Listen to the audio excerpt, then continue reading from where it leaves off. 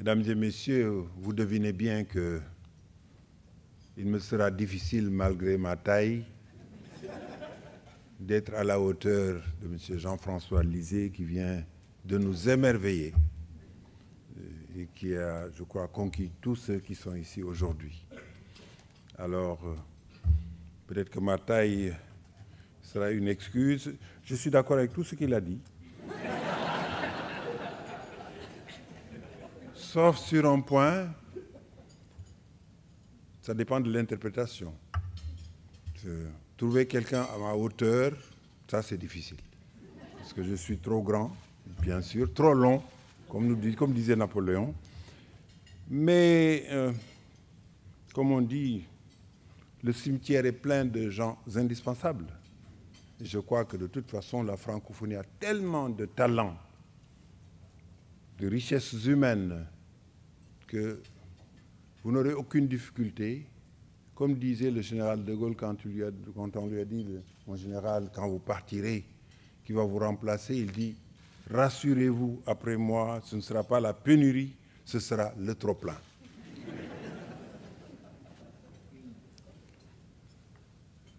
Messieurs les premiers ministres, Madame, Messieurs les ministres, Mesdames, Messieurs,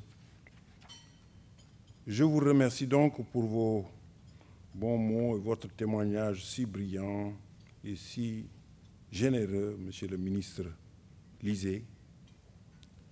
Vous qui revenez d'une mission en Côte d'Ivoire, au Burkina Faso et au Sénégal, accompagné d'une centaine d'entreprises et d'institutions québécoises. Je me réjouis que vous ayez à cœur de créer de nouveaux partenariats économiques et institutionnels avec l'Afrique. Je suis ravi d'être à Montréal en ce début d'automne, saison tant vantée et chantée pour ses couleurs ravissantes et sa lumière spectaculaire, et nous n'avons pas été déçus. C'est toujours un grand plaisir pour moi de me retrouver parmi mes amis québécois. J'ai dit hier à Québec que j'étais un Québécois de cœur. Et je le répète, l'invitation de M. Le Monde, votre président directeur général, que je trouve toujours plus jeune, m'offre une nouvelle fois la chance de m'adresser à vous et de partager quelques réflexions sur les défis du monde qui interpellent la francophonie. Mon propos portera sur 3 grands domaines où la francophonie est engagée et où nous avons la conviction d'apporter utilement notre pierre à l'évolution du monde. Quel est l'apport de la francophonie dans les champs de la promotion de la paix, de la démocratie et des droits de l'homme? Qu'en est-il de notre action en matière de gouvernance économique? Et finalement, comment la francophonie s'acquitte-t-elle de ses responsabilités relatives à l'usage du français, à sa place dans le monde, ainsi qu'à la diversité culturelle et linguistique? Vous le savez, de nombreux États membres de la francophonie sont confrontés à des conflits, des situations de crise récurrentes ou encore à des processus de transition en panne. Devant cette situation, la francophonie a, depuis une vingtaine d'années, investi les champs de la paix, de la démocratie et des droits de l'homme. L'OIF n'a certes pas les moyens financiers et humains d'autres organisations internationales comme les Nations Unies ou l'Union européenne, mais elle a des atouts uniques qui nous ont permis de bâtir une stratégie et des modes d'action efficaces, reconnus et appréciés par les États auprès desquels nous intervenons. Tout d'abord, le partage d'une langue et au-delà des référents culturels permet à la francophonie de détenir des avantages stratégiques de poids, une meilleure compréhension de l'univers politique et une aptitude remarquable à proposer des intervenants de qualité aptes à travailler dans une même langue. La francophonie possède également une expérience et une connaissance du terrain, des acteurs locaux et des modes de fonctionnement des institutions qui lui permettent de proposer des réponses adaptées aux contextes nationaux. À cela s'ajoute notre présence sur le terrain auprès des partenaires internationaux, via nos représentations dans les lieux clés du multilatéralisme à New York, Addis Abeba, Genève ou Bruxelles, ainsi que dans le cadre des groupes d'ambassadeurs francophones. C'est l'occasion pour moi d'encourager les consuls généraux qui sont ici, à Montréal ou à Québec, dans leur initiative, dans leur volonté de vouloir créer des groupes de diplomates francophones. C'est un plus que nous appelons de tous nos vœux. Deuxième atout majeur de la francophonie, son expertise. L'OIF travaille depuis longtemps avec des réseaux institutionnels qui couvrent l'étendue des institutions essentielles à la démocratie. Ces réseaux, au nombre de 15, sont en mesure d'apporter une expertise adaptée et ciblée dans les domaines clés des processus de transition et de sortie de crise, notamment l'appui à l'élaboration de textes juridiques ou encore le soutien au processus de réconciliation nationale. Je tiens à saluer la contribution remarquable des institutions québécoises à la plupart de ces réseaux. Votre commission des droits de la personne et des droits de la jeunesse, votre commission d'accès à l'information, le directeur des poursuites criminelles et pénales du Québec, ainsi que le protecteur du citoyen, ont joué un rôle clé dans la création de ces réseaux et continuent de les animer, de les coordonner ou de les présider. Permettez-moi de vous illustrer plus particulièrement le travail que nous menons avec deux d'entre eux. Il s'agit d'abord du réseau international francophone de formation policière, ce que nous désignons par Francopol. Ce réseau que l'École nationale de police du Québec, la Sûreté du Québec, ont contribué à créer avec leurs homologues français auxquels ils apportent leurs compétences. Nous travaillons étroitement avec Francopol pour organiser, par exemple, des formations à la gestion de la sécurité publique en contexte électoral, comme ce fut le cas en Tunisie en 2011 et au Mali cette année. Le réseau Francopol apporte aussi un appui considérable pour le recrutement de policiers francophones dans les contingents de maintien et de consolidation de la paix des Nations Unies. En outre, le réseau des compétences électorales francophones est le dernier né des 15 réseaux institutionnels grâce à l'initiative et à l'appui constant du directeur général des élections du Québec. Il regroupe une quinzaine d'administrations électorales francophones et constitue un vivier d'expertise sur lequel l'OIF s'appuie pour mener à bien ses programmes de soutien aux processus électoraux. Ces réseaux participent également à la réflexion engagée par l'OIF pour la consolidation de l'état civil dans nos États membres, dont dépend la crédibilité des listes électorales et par conséquent la bonne tenue des élections. Les réseaux institutionnels de la francophonie bénéficient des compétences, des approches, du dynamisme et de l'efficacité des Québécois et des Canadiens pour continuer de construire cette expertise qu'on lui envie. Enfin, le troisième avantage comparatif de la francophonie est sa réactivité. Dotée d'une structure légère, contrairement à d'autres organisations internationales et régionales, l'OIF est capable de réagir en quelques heures à des situations qui appellent la plus grande diligence Cette réactivité se combine à une souplesse d'action unique qui se traduit notamment par le déploiement rapide de ressources humaines sur le terrain. Ces atouts indéniables ont renforcé la qualité et la crédibilité de l'action de la francophonie en matière d'accompagnement des situations de crise. Dans un contexte de concurrence entre acteurs multilatéraux, il est essentiel que notre action se déploie en complémentarité de celle de nos partenaires internationaux. Ce partenariat se traduit par une répartition des rôles qui a permis à la francophonie de s'investir dans les domaines où son appui s'est révélé à la fois pertinent, utile et efficace. Dans quelques jours, nous organisons, en marge de l'Assemblée générale des Nations unies et en présence du secrétaire général des Nations unies, M. Ban Ki-moon, la seconde concertation ministérielle francophone sur l'accompagnement des situations de crise et de transition.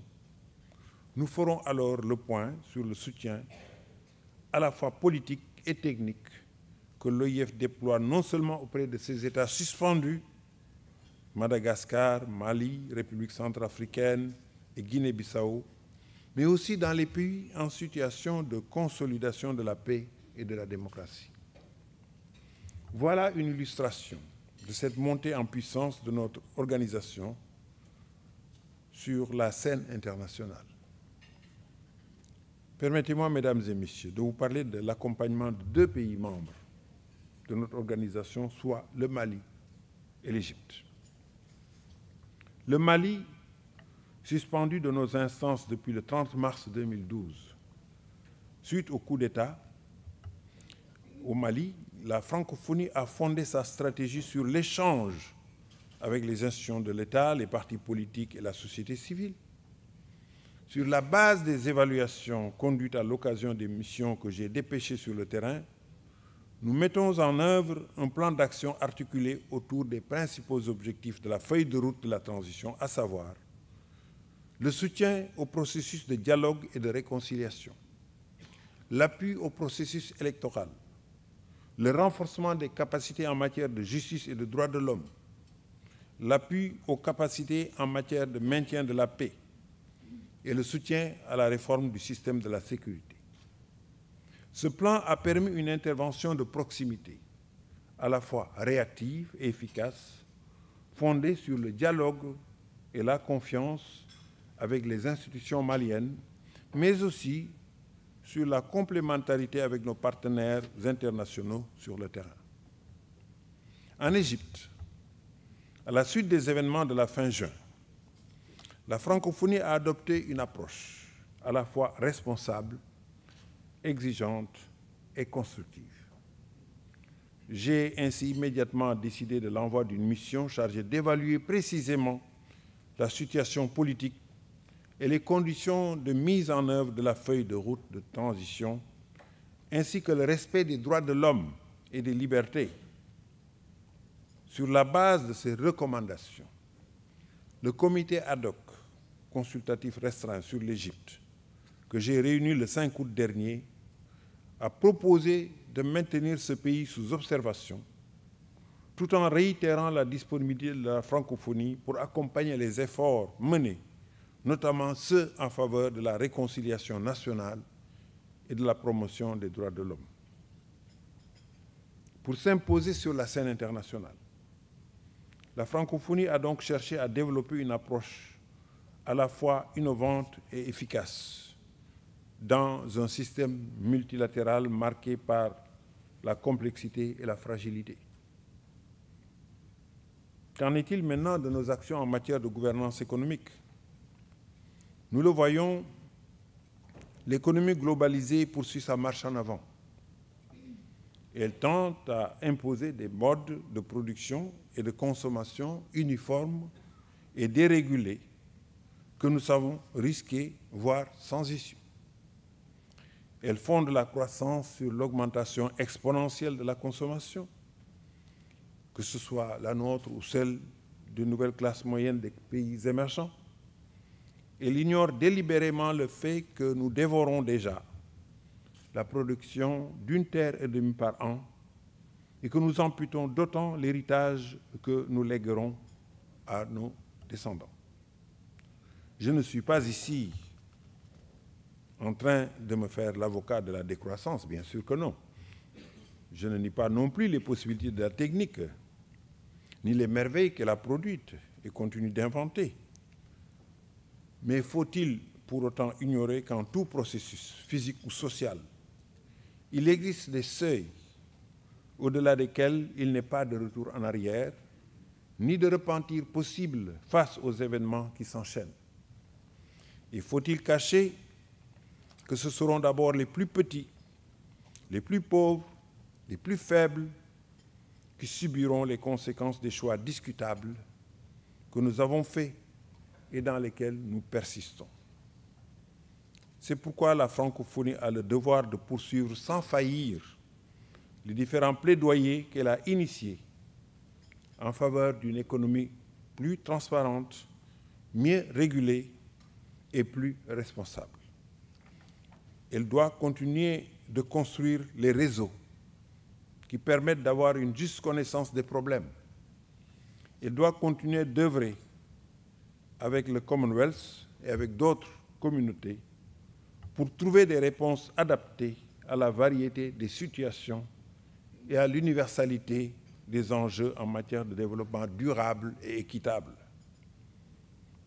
L'IEPF, créé à Québec en 1988, est devenu l'Institut de la francophonie pour le développement durable, contribue grandement à accompagner et à outiller les acteurs de développement de l'espace francophone. Depuis la conférence de Rio, il y a 20 ans, il a permis à notre organisation de participer à la conscientisation sur les questions d'environnement et de développement durable en usant de son plaidoyer et de sa diplomatie d'influence sur la scène internationale.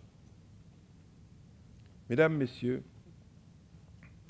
Jean Cocteau disait « Puisque ces mystères nous dépassent, feignons d'en être l'organisateur ». C'est un peu ce que font les différents groupes qui se retrouvent dans ce que Pascal Lamy nomme le triangle de la gestion mondialisée. Ce triangle a 3 sommets.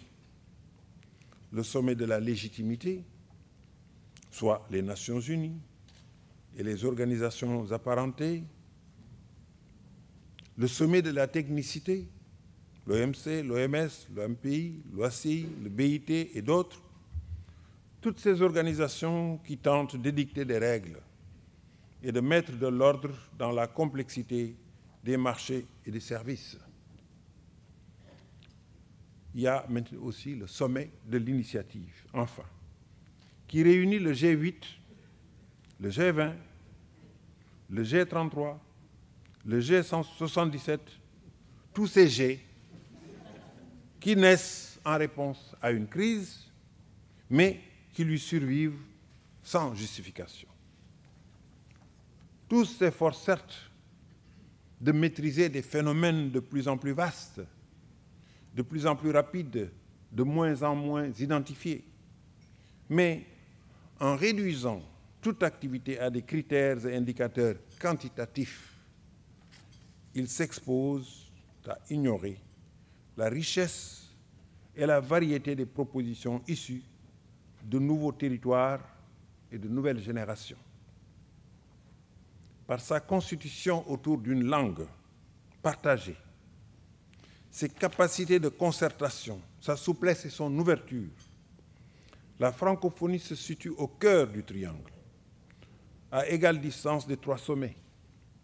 Elle offre plus que jamais un lieu permettant l'expression d'initiatives communes et de bonnes pratiques transposables. Par sa recherche obstinée de nouvelles mises en relation, de nouveaux modes et outils de communication, elle appelle ces réseaux à étendre leur champ d'intervention, à se coordonner et à se multiplier. À eux de lui répondre, de l'aider à nourrir et à déployer son action en faveur d'un monde meilleur.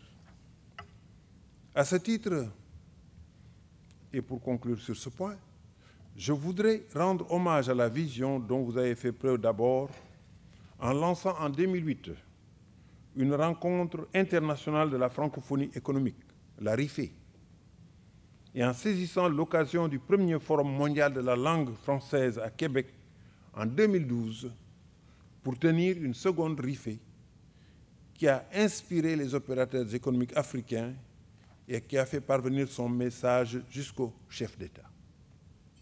Cet élan donné par les opérateurs économiques québécois constitue les premiers jalons d'une stratégie économique réclamée au sommet de Kinshasa et qui sera proposée pour adoption au chef d'État et de gouvernement à Dakar en 2014.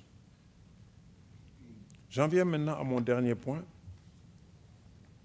Les profondes mutations politiques en cours, tout comme les crises économiques et financières successives, nous enseignent que l'économie et le pouvoir ne sont pas une fin à soi et que seule la personne humaine, dans sa dignité, sa liberté, ses droits fondamentaux, mérite d'être au centre de nos préoccupations, de nos engagements, de nos institutions.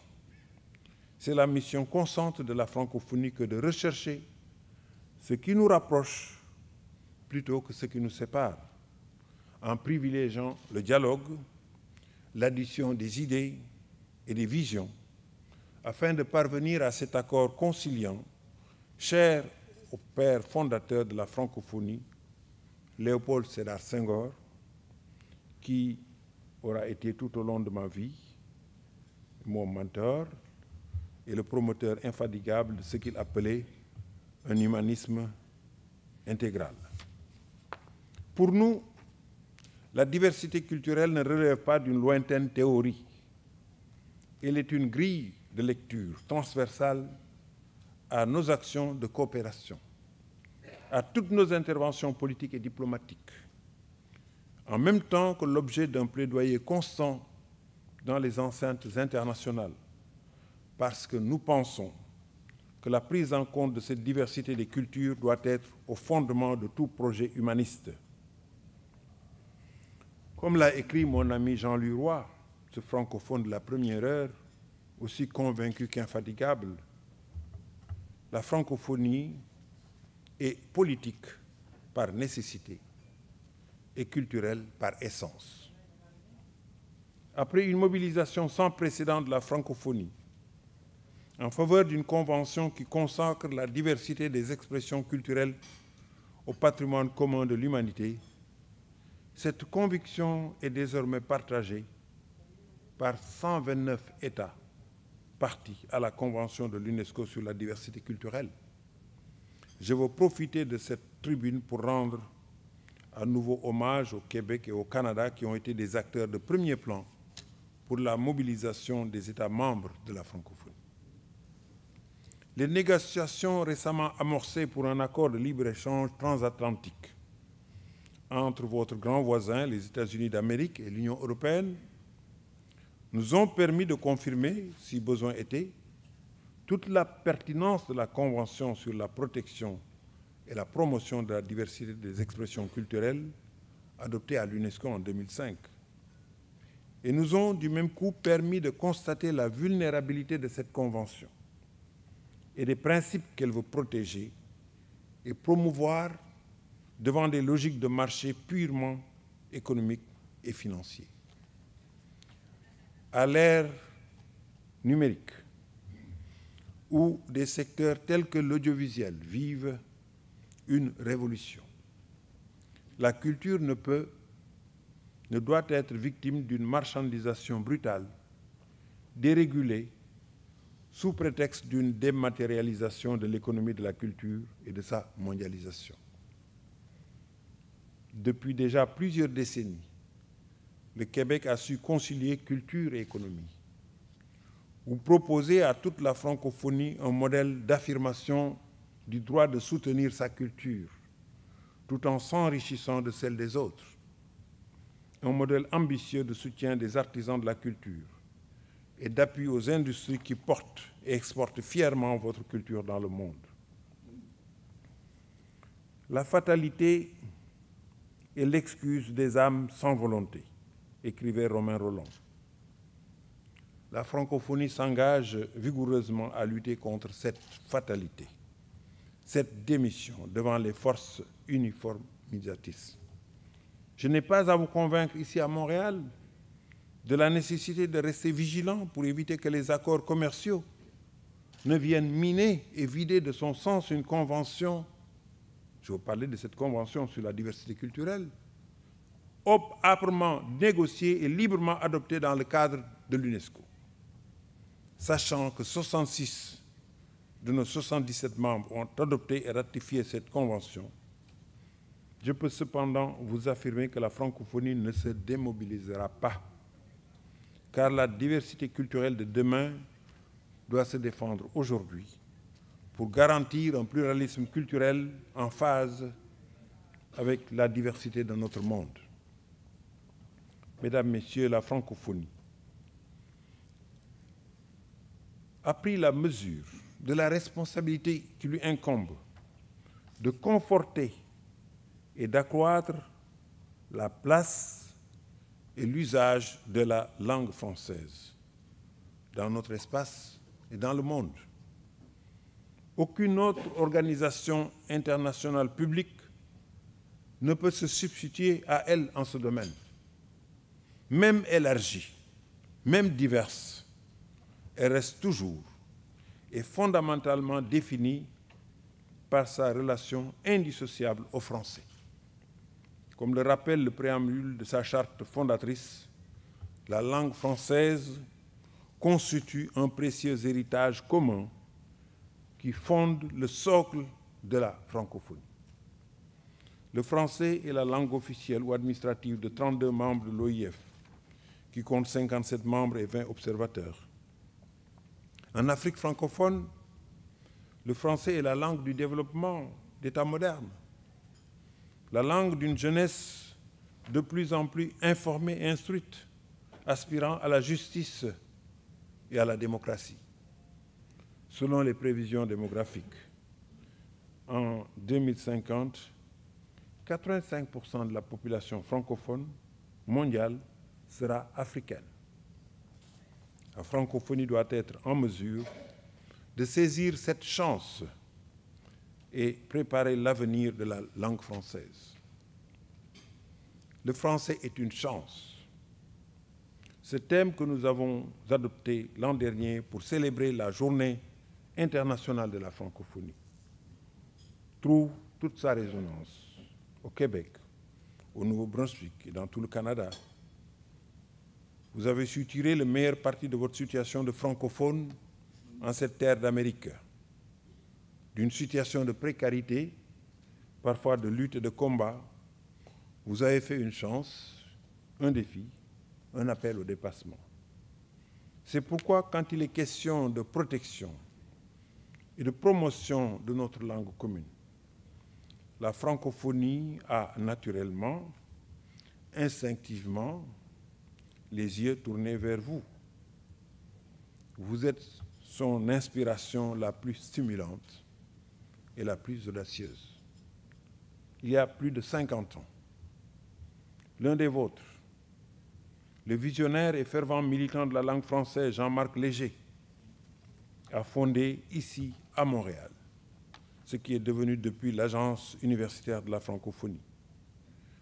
L'AUF, dont le siège est à quelques kilomètres d'ici, est devenue l'une des grandes associations d'universités du monde utilisant le français comme langue d'enseignement, de recherche et du savoir.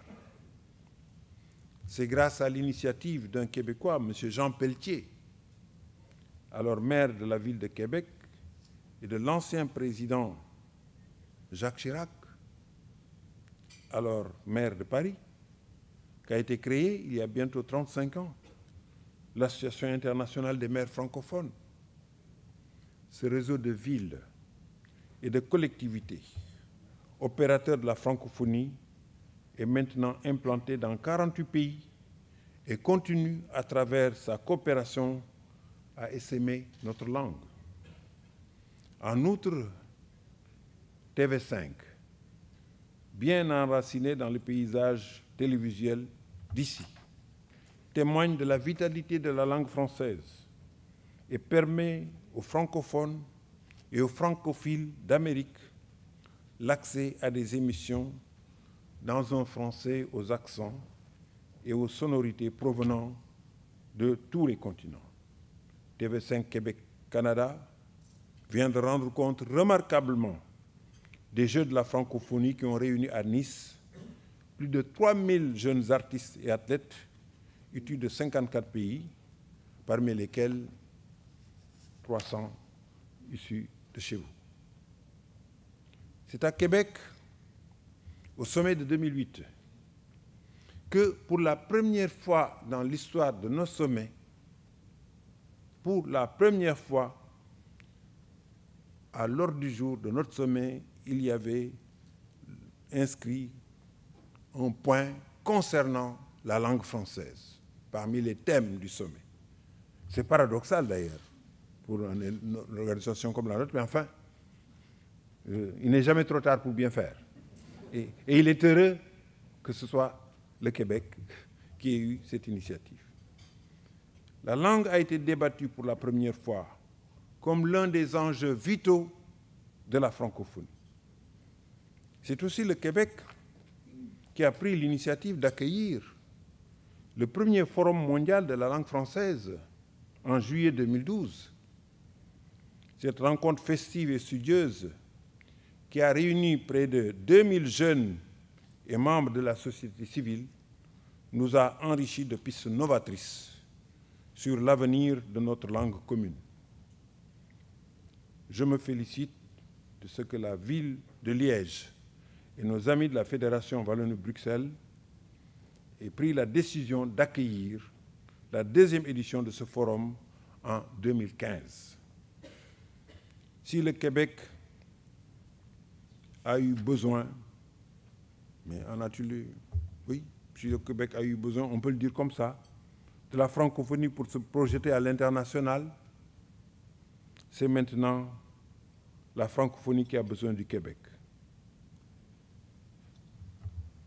Je crois que c'est une dialectique. Parce que finalement, s'il n'y avait pas eu le Québec, est-ce qu'il y aurait eu l'OIF? Est-ce qu'il y aurait eu la CCT? Je ne le crois pas. Mais il n'y aurait pas eu la francophonie des sommets. Moi, je me souviens de ce jour de 1985, il me semble, où le président François Mitterrand, qui savait que je poursuivais le combat de Léopold Sédar Senghor, vous vous souvenez que Léopold Sédar Senghor disait « Abdou, je n'y arrive pas. Puisque les grands blancs n'arrivent pas à s'entendre entre eux, je ne peux rien faire. » Et il a quitté le pouvoir déçu de n'avoir pas pu réunir un sommet de la francophonie. Il a fallu l'entente entre Brian Mulroney et Pierre-Marc Johnson en 1985 pour que nous puissions tenir le premier sommet de la francophonie. Et je disais à Clément Diem, le président Mitterrand était toujours très sérieux, mais ce jour-là, quand il m'a téléphoné à Dakar, il m'a dit « Président Diouf, nous sommes sauvés. Le Canada et le Québec viennent de s'entendre, nous allons pouvoir tenir notre premier sommet. » Alors, que demande le peuple?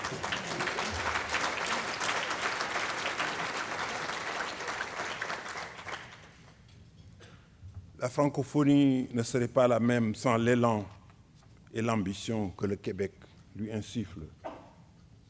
Mesdames, Messieurs, en conclusion, je tiens à souligner que la lutte que la francophonie mène en faveur de la langue française n'est pas une lutte contre une autre langue. C'est une lutte en faveur du respect de toutes les langues et de toutes les cultures. Ainsi, la francophonie milite pour que le multilinguisme dans la vie internationale et notamment dans les organisations internationales et le mouvement olympique soit respecté. Convaincus que nous sommes que l'unilinguisme va à l'encontre du droit fondamental de chacun de communiquer, de comprendre et de se faire comprendre dans une langue et selon une approche qui lui permette aisément de partager sa vision du monde. Le choix de l'unilinguisme dans la vie internationale, souvent présenté comme celui de la commodité et de l'efficacité budgétaire, je dirais même de la paresse, constitue implicitement l'acceptation d'un appauvrissement des savoirs, des expertises et des modes de réflexion. Faire vivre le multilinguisme, c'est reconnaître que derrière chaque langue, chaque culture, il y a une manière propre de concevoir le monde. Faire vivre les identités francophones, c'est faire vivre la diversité et la richesse du monde. Vous savez, je suis intarissable sur le sujet, mais il faut que je m'arrête pour vous permettre aussi de vous exprimer. Merci de votre attention.